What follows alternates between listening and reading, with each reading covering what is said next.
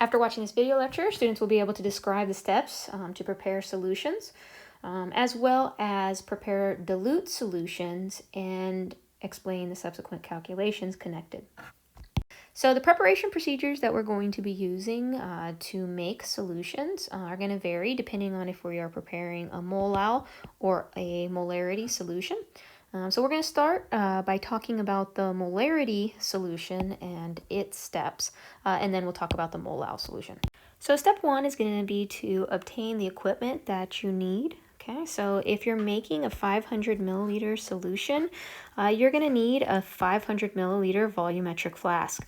Volumetric flasks are already calibrated to whatever specific volume value is indicated on the flask. Okay, so there's no need to measure your liquid portion's volume. All you need to do is follow the marking on the flask. Okay, so what you'll do is take your molarity as well as the volume you're trying to make, and you will subsequently do the work to calculate how many grams of the solute you will need. We've already done that. Okay, so you're going to first weigh your 45.0 grams of NaCl and add it to the 500 ml volumetric flask. Okay, then what you'll do, step two, is you're going to add some deionized water and swirl. Okay, now you want to add a little bit of deionized water and work on getting the solid as dissolved as you can. If you add all the way up to the calibration line with that deionized water, it'll make it very, very difficult for you to agitate the solution in the container, and it'll take a really long time for the solid to dissolve. So basically, you'll add some deionized water, you'll swirl, you'll add a little bit more, you'll swirl. Okay, and then eventually what you'll do is you'll add the remaining deionized water up to the calibration line on the flask. And then at that point, you will have created the solution with the correct concentration that you need. Now, some of you may be asking, why are we using deionized water? Well, anytime you're preparing a stock solution in laboratory, you want to make sure you know what's actually in the container. You don't want any reactions happening or anything of that sort. So deionized water is water that has been vaporized and then the vapor condensed down. And basically what that does is it removes any ions that were picked up as it ran naturally through the ground. Okay, so basically deionized water is what you're going to be utilizing for any of your preparations. Okay, so now let's go ahead and let's look at the preparation of a molal solution. So in this context, guys, all we really care about is the quantity of our solute, its mass, as well as the relative mass of our solvent. Okay, so what we're going to go ahead and do, there's actually two ways you can go about doing this. Okay, first of all, you're going to weigh your solute, okay, and add it to your beaker. Okay, now make sure that your beaker is of adequate size to hold the approximate volume of the solution that you're going to make. Okay, now we're going to add 0.5 kilograms of water. Okay, we have multiple options here. That's a lot of mass. Most scales won't be able to manage that, but if yours can, you could go ahead and put your beaker with your solute on the scale and then just add 0.5 kilograms. The other option is for you to use the density of your solvent to figure out how much of the liquid you need to add. Okay, so there's multiple options there, so it's kind of up to you what you want to use. But so step two, either weigh or calculate with density the volume of solvent, okay, and add it to the beaker. Okay, then swirl. Okay, now your solvent is, in this case, water, okay? And in the case of water, I will never give you the density of water. It's assumed that you know, but if it's a different substance, then I will tell you that specifically. Okay, so this is just simple solution prep. make sure that you're comfortable with the steps. Anytime you're saying you're adding water, please make sure that you're being specific that it's deionized water. Dilutions. Okay, so guys, dilutions are basically solutions that are prepared by adding additional water to a more concentrated mixture. Okay, and so you guys may have done this when you've made like maybe a Mio drink. You know, you have the little dropper concentrates with flavorings for your water.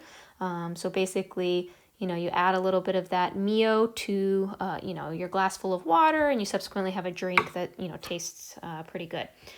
So in that sense, basically, dilution is when you're adding water to make something have a lower overall concentration. Okay, so in the case of dilutions, the number of moles of solute are going to remain the same, but the volume of the solution is going to change. Okay, and that's why we can use this equation here. Remember that molarity times volume in liters is going to be equal to moles. Okay, so moles of the solution, moles in the solution that you're starting with versus the moles in the solution that you will end up with will be the same, but the concentrations will differ because of the volume. So let's go ahead and let's do some practice problems. Okay, so they ask you here what volume of 15.8 molar nitric acid is required to make 250 mils of a 6.0 molar solution. Okay, so basically they want to know the volume of this concentration of HNO3 that's going to allow me to make 250 milliliters of a 6.0 molar solution. So this is an M1V1 equals M2V2 problem. What I'll do with my M1V1 equals M2V2 is I'm going to manipulate my equation before I plug anything in. So V1 equals M2V2 over M1. Okay, and then what I'll do is I'll make sure my units match, right? We got molarity, molarity. This is milliliters, but I'm going to change that into liters so that we have everything in the correct kind of units. Okay, we're then going to plug everything in. So V1 equals M2, which is 6.0 molar, times my volume, which is 0.25 liters, all over 15.8 molar. Okay, so we're going to plug that into our calculator. That's going to give me a 0.0949. Okay, units that cancel are molarity, molarity. Liters are left over.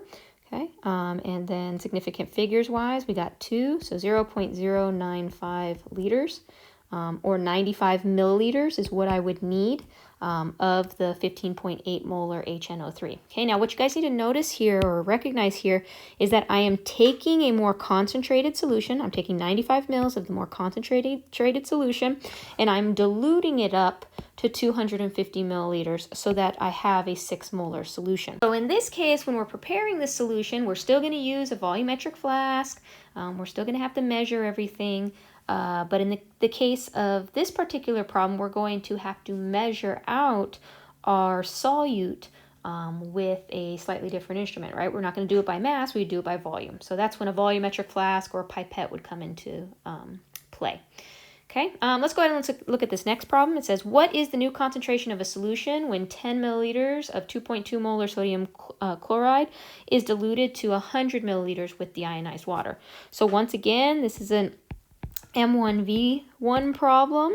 Okay, in this case, they want us to calculate the M2.